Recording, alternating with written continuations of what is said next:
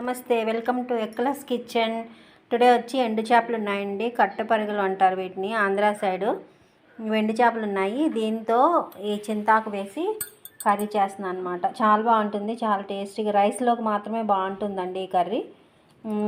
దీనికి కావాల్సినవి వచ్చి ఎండు చేపలు ఇంక వాటర్లో పెట్టాను, నానబెట్టాను. ఇవైతే క్లీన్ చేయాలి. అండ్ చింత చిగురు అయితే రెడీ అయింది. అండ్ ఆనియన్స్ అండి. చింత చిగురు కొంచెమే ఉంది కాబట్టి ఎక్కువ కర్రీ కావాలి కాబట్టి 5 పెద్దవి 5 ఆనియన్స్ తీసుకున్నాను. ప్రస్తుతానికైతే ఇవైతే కావాలి. నెక్స్ట్ ప్రొసీజర్ మీకు చూపిస్తాను.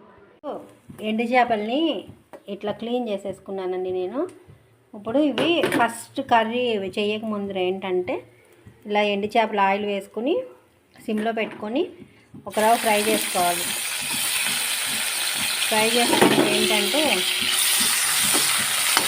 ఇట్లా ఫ్రై చేసుకోవాలండి. ఎండు చేపలు నీటి వాసన అంతా పోయి కూర కూడా టేస్టీగా ఉంటుంది అనమాట. ఇలా బాగా ఫ్రై అవనివ్వాలి. ఒక్క 2-3 మినిట్స్ అండి. రెండు వైపులా కొంచెం కలర్ చేంజ్ అయితే చాలన్నమాట. ఇట్లా ఫ్రై అయినాయి కదా, చాలు. సిమ్లో పెట్టుకొని వీటిని ఒక దాంట్లోకి తీసేసుకోండి.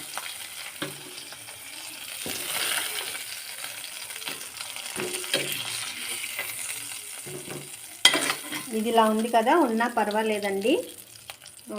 ఇప్పుడు ఏం చేయాలంటే ఇందులో ఇంకా కొంచెం ఆయిల్ పడుతుంది కూరకి. కొంచెం ఆయిల్ వేసుకోవాలి. ఆయిల్ వేసుకున్న తర్వాత కొంచెం వేడైన తర్వాత చూడండి, ఆనియన్స్ అండ్ కరివేపాకు, పచ్చిమిరపకాయలు కూడా కంపల్సరీగా వేసుకోవాలండి. కానీ ఇప్పుడు నా దగ్గర అవైలబుల్గా పచ్చిమిరపకాయలు అయితే లేవు, అందుకని నేను స్కిప్ చేసేస్తున్నా. ఇంకా ఈ ఆయిల్ వేడెక్కిన తర్వాత ఈ ఆనియన్స్ వేసేసుకుని మంచి కలర్ వచ్చేంత వరకు ఫ్రై చేసుకోవాలి.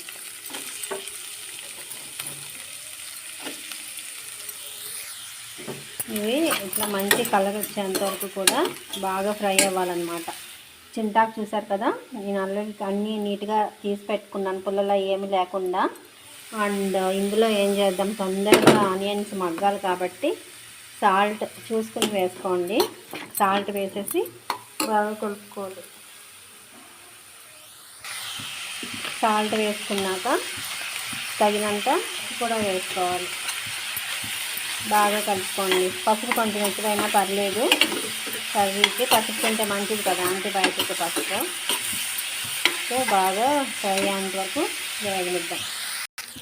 చూడండి ఫ్రెండ్స్, ఆనియన్స్ ఇట్లా ఫ్రై అయ్యాయి. మీరు పచ్చిమిరపకాయలు కంపల్సరీగా వేసుకోండి. మీరు పచ్చిమిరపకాయలు అయితే కంపల్సరీగా వేసుకోండి. నా దగ్గర లేవని మాత్రమే నేను వేసుకోవట్లేదు. చూడండి, ఇలా ఫ్రై అయితే చాలండి. ఇది అక్కడక్కడ ఉల్లిపాయ తగిలితేనే బాగుంటుంది కర్రీకి. ఇది ఏగింది కదా, మరీ ఏగిపోని అవసరం లేదు, కొంచెం ఏగితే చాలన్నమాట. ఇప్పుడు చింతాకు వేసేసుకోవాలి. చింతాకు వేసేసుకుని బాగా కలుపుకోవాలి. సిమ్లో పెట్టుకొని బాగా కలుపుకోండి. చూడండి ఫ్రెండ్స్, బాగా కలుపుకోవాలన్నమాట. చింతాకు వేసిన తర్వాత చింతాకు వెంటనే ఏగిపోతుందండి, కలర్ మారితే చాలు. చూడండి ఫ్రెండ్స్, ఇప్పుడు కారం వేసుకుందాం. పసుపు ఉప్పు వేసుకున్నాం, కారం వేసుకుందాం. పచ్చిమిరపకాయలు కూడా వేయలేదు కాబట్టి చాలు, సరిపోతుంది. ఫ్రై చేయండి. ఇది బాగా ఫ్రై చేసుకుని, పచ్చికారం కాబట్టి ఒక 1 మినిట్ అనమాట. ఆ పచ్చి ఫ్లేవర్ పోయేంత వరకు వేయించుకోవాలి. వేయించుకున్న తర్వాత ఇప్పుడు ఇవి మనం ఫ్రై చేసి పెట్టుకున్న చేపలు ఉన్నాయి కదా, అవి వేసేసుకోవాలి. కలుపుకూడదు, ఇవి చెదిరిపోతాయండి. ఊరికి అలాగా ఒక నిమిషం పెట్టుకొని మూత పెట్టుకొని మళ్ళీ వాటర్ యాడ్ చేసుకోవడమే. ఈ చింతాకు ప్లేట్ ఉంది కదండి, ఇందులో కూడా కొంచెం చింతాకు అంటుకునింది. ఇప్పుడు వచ్చేసింది కదా, ఈ కర్రీలో వేసేద్దాం. అంతేనండి, వాటర్ కొంచెం వేసుకోవాలి, తొందరగా ఉడికిపోయిద్ది.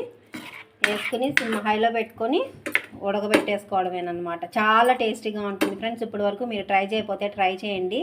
ఇది ప్యూర్లీ ఏంటంటే కోనసీమ రెసిపీ అండి. ఇది ఇప్పుడు ఒక 10 మినిట్స్ ఉడకాలి. 5 మినిట్స్ హైలో పెట్టుకోవాలి, 5 మినిట్స్ సిమ్లో పెట్టుకుని దగ్గరికి ఉడకబెట్టేసుకోవడమే. ఉప్పు పసుపు కారం టేస్ట్ ఎలా ఉందో ఒకసారి చెక్ చేసుకోండి.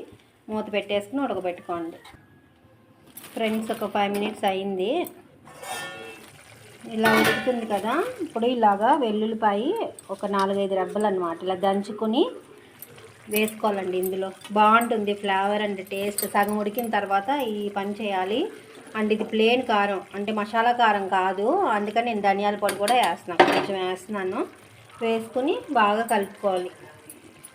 చాలా బాగుంటుందండి. ఇది చేపలు ఉన్నాయి కదా, కలిపేయకూడదు, కొంచెం ఇలా అన్నమాట, పైకి కిందకి కిందకి పైకి ఇలా కలుపుకుంటూ తొందరగా అయిపోతుందండి ఈ కర్రీ. జస్ట్ 10 మినిట్స్లో అయిపోతుంది. మూత పెట్టేసుకోండి ఫ్రెండ్స్.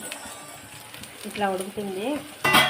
మీకు గ్రేవీ కావాలి, ఎక్కువ మంది ఉన్నారు అనుకునేటప్పుడు ఇట్లా దింపేసుకోవచ్చండి. ఇట్లా దింపేసుకుని ఉప్పు అన్నీ సరిపోయినా లేదో చూసుకోవాలి, కొంచెం తక్కువైనా కూడా యాడ్ చేసుకోవచ్చు. ఇట్లా సరిపోతుంది. ఇది మన సైడ్ అయితే కనుక, అంటే కోనసీమలో అయితే కనుక డ్రైగా అయిపోయింది అనమాట. అంటే ఇంత గ్రేవీ అనేది ఉండదు. కొంచెం దగ్గరికి వచ్చిన తర్వాత ఆఫ్ చేసుకుంటారు. ఇలా కూడా టేస్టీగానే ఉంటుందండి. అండ్ మా పాప ఈ కర్రీ తిన్నది, ఎండు చేపల కర్రీ, అందుకని ఒక్క ఆనియన్ వేసి ఎగ్ ఫ్రై చేసేసాను అనమాట. ఇది కూడా అయిపోయింది, రెడీ అయిపోయింది. అండ్ ఈ కర్రీ కూడా రెడీ అయిపోతుంది. ఫైనల్గా మీకు నేను చూపిస్తాను. చూడండి ఫ్రెండ్స్, ఫైనల్గా అయితే ఇది మొత్తం వాటర్ ఇంతా ఇంకిపోయేంత వరకు, చూసారా, ఇంకిపోయేంత వరకు పెట్టుకున్నాను. ఈ వేడికి ఇంకా అది డ్రై అవుతుందండి. పెనం పొయ్యి మీదే ఉంటుంది కదా, డ్రై అవుతుంది మనం తినే టైంకి. చూసారా, ఇట్లా ఫ్రై చేసేసుకుని అన్నం గంటలు తింటే చాలా బాగుంటుంది ఫ్రెండ్స్. మీరు కూడా ఎప్పుడు ట్రై చేయకపోతే ఇట్లా పచ్చి చేపలతో కూడా ఇట్లా చేసుకోవచ్చండి ఫ్రెండ్స్. ఫైనల్గా ఇట్లా వచ్చిందనమాట. ఇది ఫ్రై లాగా ఉంటుంది, కొంచెం కూడా చాలా అన్నంలోకి కలుస్తుంది. అండ్ చాలా బాగుంటుందండి ఈ కూర. మీరు ఎప్పుడు ట్రై చేయకపోతే కనుక ట్రై చేయండి. ఇట్లే వెండ్రాయిలతో, ఇంకా డిఫరెంట్ ఎండు చేపలతో, అండ్ పచ్చివే మామూలు అప్పటికప్పుడు పట్టిన చేపలు ఉంటాయి కదా, వాటితో కూడా మనం ఇలా ప్రిపేర్ చేసుకోవచ్చు అండి. చాలా బాగుంటుంది. వీడియో నచ్చితే కనుక సబ్స్క్రైబ్ చేయండి ఫ్రెండ్స్, షేర్ చేయండి, లైక్ చేయండి. ఇంకా మంచి మంచి వంటలు అయితే నేను మీకు అందజేస్తాను. సబ్స్క్రైబ్ చేయండి ఫ్రెండ్స్. Thank you.